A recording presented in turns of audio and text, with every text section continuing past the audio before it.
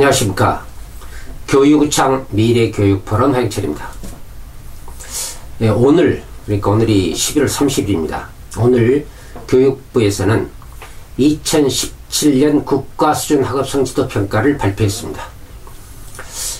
이번에 발표한 국가수준 학업성취도평가는 2016년 과거하고 다른 점이 뭐냐, 이미 우리 학부모님들이나 국민들이 알고 있겠습니다만은, 전에는 전수평가를 했죠. 중학교 3학년 그 다음에 고등학교 2학년 학생들을 전부 시험을 봤습니다. 그런데 금년에는 그 전수평가를 표지평가로 바꿨죠. 이 전국교육감협의회와 그 다음에 국가기획자문위원회, 여기에서 제안을 해가지고 교육부에서 이렇게 바꿨습니다. 그래서 이번에는 표집 대상 점수만 지금 발표가 됐어요. 그러면서 시도 단위의 이런 점수 평가 결과나 또는 학교의 그 평가 결과는 이번에 발표하지를 않았습니다. 그리고 않기로 그때 그렇게 이야기가 된 걸로 알고 있습니다. 그래서 이번 이 국가수준 학업성취도 평가 결과를 가지고는 우리 학생들의 성적을 알 수가 없습니다. 우리 학교 학생들이 기초학력평가 미달 학생이 아마 몇 프로나 되는가, 몇 퍼센트나 되는가, 또는 학부모님들께서는 내 자녀가, 우리 자녀가 보통학력 이상 비율 속에 들어가는가, 아니면 기초학력 미달 학생인가, 이거는 알 수가 없게 되어 있습니다. 실은 지난 6월 20일 아마 시험을 봤을 겁니다. 그때 시험지가 각 시도 교육청에 이미 전 시험지가 배달되어 있었습니다. 근데 그때 갑자기 아마 5일 전인가죠? 갑자기 전수평가에서 표지평가로 바꾸는 바람에 이 시험 문제는 이미 교육청에 배달이 됐는데 교육청 단위로 시험을 안 봐버렸습니다. 아마 제가 알기는 많은 시도 교육청에서 시험을 안 본 걸로 알고 있습니다. 우리 광주 광역시 교육청에서도 안 본 걸로 제가 알고 있습니다. 학교 단위로 자율적으로 봐라, 아마 이런 지시가 있었다, 이런 얘기도 들립니다. 그래서 지금 그 시험 문제가 이미 배달됐고, 그랬으면은 기항의 시험 문제가 배달됐으니까, 인쇄가 됐으니까 시험을 보여야죠. 그래서 시험을 봤더라면은 이번에 이 표집 대상의 평가 결과가 나오게 되면은 그걸 근거로 해서 우리 학교나 학생 자녀들, 학교 또는 교육청 단위, 우리 광주시 교육청 전체 단위를 통계를 내보면은 어느 정도 우리 학생들의 수준이다, 이걸 알 수 있지 않겠습니까? 이것은 교육청이나 교육감 입장에서 반드시 해야 할 일입니다. 그런데 지금 정교조 성향 교육감들, 이분들은 평등 사상에 의해서 시도별 또는 학교별, 개인별 이런 그 비교를 안 하려고 그래요. 그래서 국가수준 학업성취도 평가도 전수평가에서 표지평가로 바꾸고, 표지평가로 바꿨지만은 결과적으로는 시도단의 비교도 안 되고 학교 단위, 개인별 확인할 방법이 없다, 이겁니다. 그래서 이번 이 국가수준 학업성취도 평가는 발표만 됐지 아무런 의미가 없다. 이게 안타까운 일입니다. 시험을 봤어야죠. 이런 우리 교육감님들 생각, 우리 광주시 교육감도 내가 볼 때는 잘못 생각 같아요. 학교 교육에서요, 물론 반론을 제기한 사람도 있습니다만은 학력은 굉장히 중요합니다. 그리고 이 국가수준 학업성취도 평가를 보는 목적이 뭐냐면요, 기초학력 미달 학생을 줄이라는 데 있습니다. 기초학력 미달 학생이란 아시다시피 학교에서 선생님의 수업을, 교실에서 수업을 할 때 그 수업 내용을 이해하지를 못하는 학생을 기초학력 미달 학생이라고 얘기합니다. 그걸 기준으로 보면 학습 내용의 20% 이하를 이해하는 학생이다, 이렇게 나옵니다. 그러니까 요즘에 뭐 수포자, 뭐 영포자 이런 얘기를 합니다. 수학 포기자, 영어 포기자. 그런데 기초학력 미달 학생은 어떻게 보면 공포자입니다. 공부를 포기하는 자가 될 수밖에 없습니다.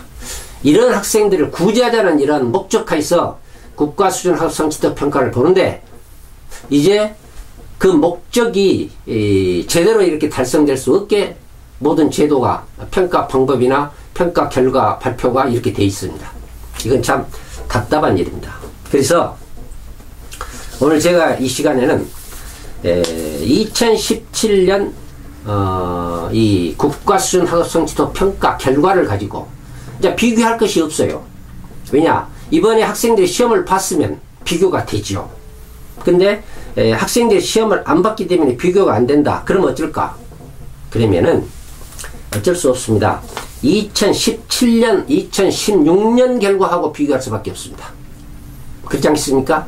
2016년 결과하고 이번 2017년 결과를 비교해 볼 필요가 있다. 이제 이것입니다. 그러면 먼저 2016년 국가 수준 학업 성취도 평가 우리 광주 중학교 3학년 일단 오늘은 중학교 3학년만 비교해 보겠습니다. 중학교 3학년 이 성적을 보면요. 국어입니다. 국어는 이 17개 시도에서 공동 2위를 했고 기초학력 미달입니다. 공동 2위. 기초학력 미달이라는 것은요. 1위, 2위, 3위가 가장 학생 수가 많다는 이야기죠. 그러니까 기초학력 미달 학생 비율이 높다. 1등이다, 2등이다, 3등이라면요. 가장 많다는 뜻이에요. 학생 수가. 안 좋다는 이야기죠. 그래서 2016년도 기초학력 미달 비율 중학교 3학년 국어는 17개 시도에서 공동 2위. 아주 나쁘다는 이야기죠. 많다는 이야기입니다. 그 다음에 수학은 5위를 했어요. 5위. 조금 낮죠. 그래도 17개 시도에서 5위란 것은 이건 좋지 않은 성적이죠. 영어는 3위를 했습니다. 3위. 그러나 이것을 8개 특광역시하고 우리는 비교해야 됩니다. 8개 특광역. 왜냐하면 17개 시도 그러면 시도가 들어가지 않습니까? 근데 8개 특광역시하고 대개 우리는 비교를 해야 됩니다. 그게 가장 학생 수도 많고 또 교육 환경이 좋지 않습니까? 그래서 8개 특광역시하고 비교해 보면은 국어, 수학, 영어 2016년입니다. 전부 기초학력 미달 학생이 1위를 했습니다. 1위. 그러니까 서울, 부산, 대구, 대전, 울산 여기 8개 특광역시 전체하고 8개 비교할 때 광주 학생들의 기초학력 미달 학생이 그러니까 다시 말하면 학교에서 수업을 이해할 수 못하는 학생 수가 1등으로 많다 이런 얘기가 됩니다. 이것은 참 이게 이런 결과가 나온다는 것은 정말로 답답한 일입니다. 심각한 문제입니다. 그리고요. 보통학력 이상 비율을 보더라도 자, 보통학력 이상은 50% 이상입니다. 그러니까 학교에서 어느 정도 학습을 할 수 있는 가능성이 있는 학생들 얘기합니다. 보통학력 이상. 근데 우수학력 이상도 있습니다. 기본은 거기 속에는 있는데 발표는 보통학력 이상으로만 발표를 했었습니다. 거기를 보면은 국어는요. 중학교 3학년입니다. 2016년도입니다. 국어는 17개 시도에서 17등을 했습니다. 17등을 했습니다. 아, 이건 참 기가 막힌 일입니다. 우리 광주 중학교 학생들이 2010년에는 국어가 4위를 했어요. 과거 교육감 시절에는 4위를 했습니다. 그런데 2016년에는 제일 꼴찌를 했습니다. 17위 국어. 이건 도저히 저는 이 결과를 이해하기도 힘듭니다. 좀 거짓말이지 않느냐 이런 생각을 합니다만은 그래서 몇 번이나 제가 교육부 한국교육과정평가원 그 발표 내용을 제가 읽어봤습니다.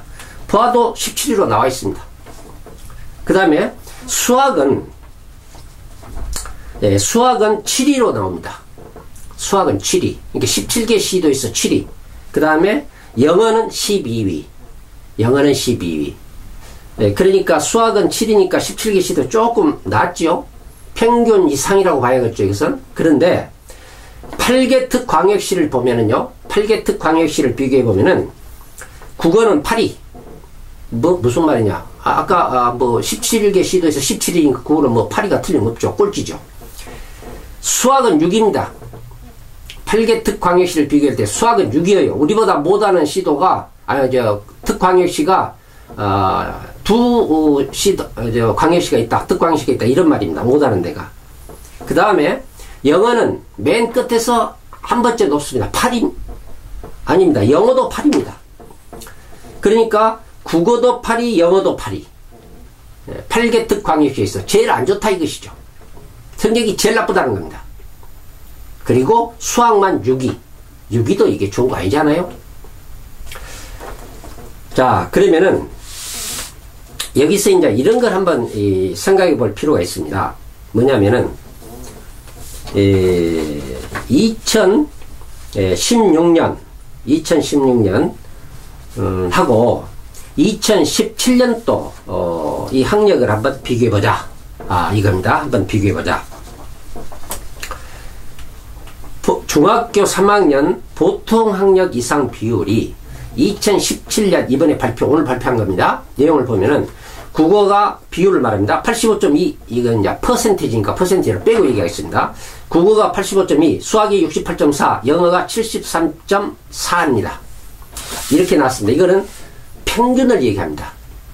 이건 표집 학생들의 평균을 이야기한 겁니다. 이거는. 그런데 2016년도 우리 광주 중학교 3학년 학생들 2016년입니다. 학생들의 보통 학력 이상 비율을 보면은요. 국어가 87.4, 수학이 68.7, 영어가 72.4입니다.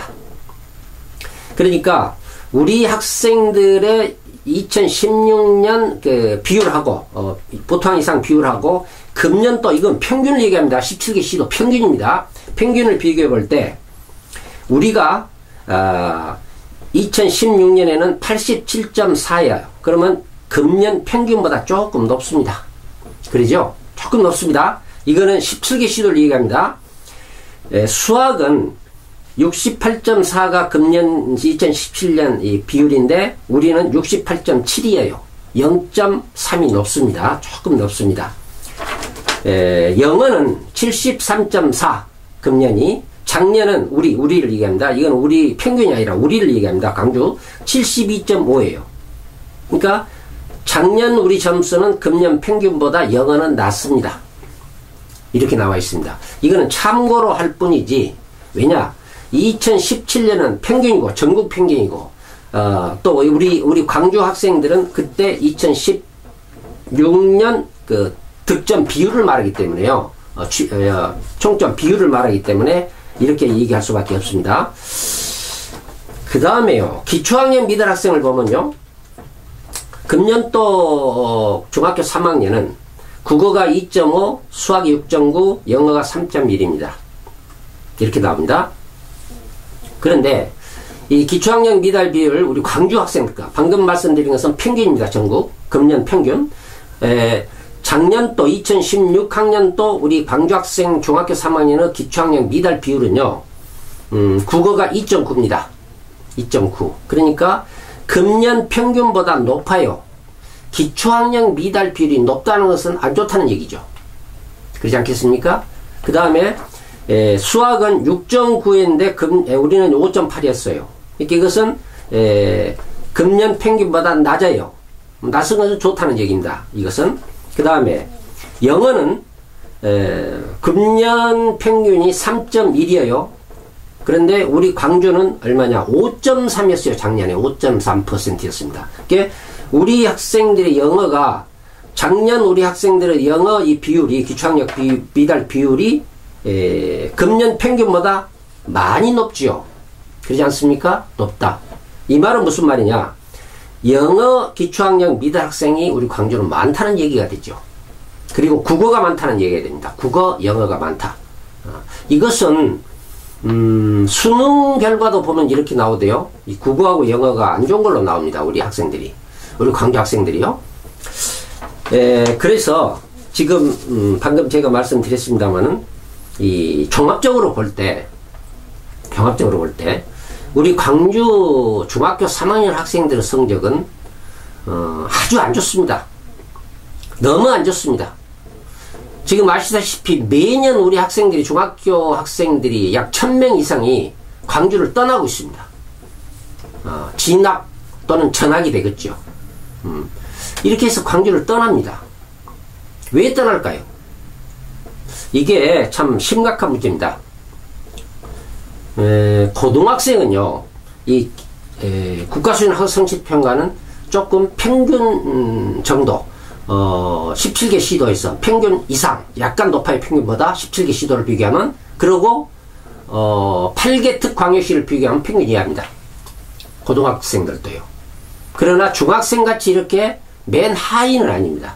그런데 우리 중학생들의 성적은 8개 특광역시에서 제일 하위예요.